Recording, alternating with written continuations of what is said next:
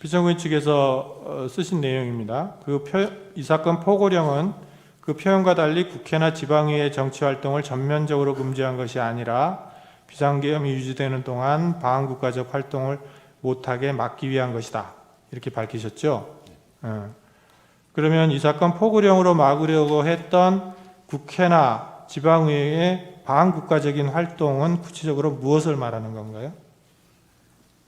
그 포고령에 관련해서는 지금 이 답변서에서 말씀드리는 것은 포고령 자체가 계엄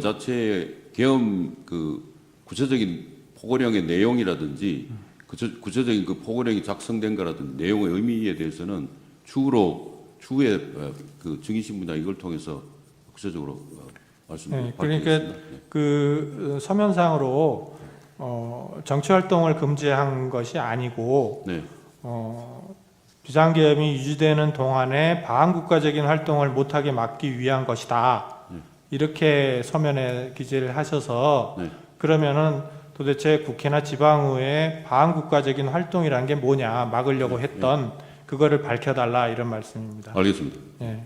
그 포고령의 내용에 대해서 구체적인 것은 그 자체 국회의 정상적인 활동을 제한하고자 포고령이 지금 포고령에 있는 것은 아닙니다. 그래서 그 부분에 대해서 정리해서 그러니까 그 이유에 대해서 이유에 대해서 정리해서 구체적으로 서면으로 답변을 해주시기 바랍니다. 그다음에 군경을 이용한 국회 활동 방해 관련해서 피청구인 측에서는 국회에 군경을 투입한 이유나 경위 등에 관한 답변으로 1월 14일자로 답변서 3을 제출하셨지요. 네. 그래서 피청구인이 국회에 군경을 투입하도록 지시한 사실 자체는 인정하신다는 거고, 다만 그 목적이 국회 해산이나 기능마비는 아니었다 이런 말씀이신 거죠. 그러면 그리고 또 나아가서 병력을 국회에 투입한 것은 야당의 망국적 행태를 알리기 위한 것이다. 는 것이죠. 병력을 투입한 거. 병력 투입한 것은 이제 질서 유지로.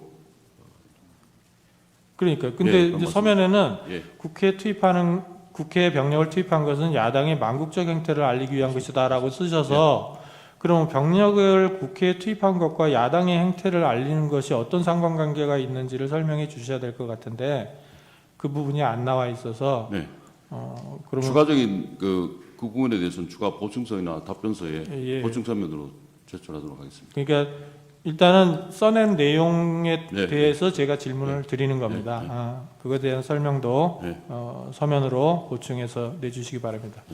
이상 쟁점 정리를 마치겠습니다.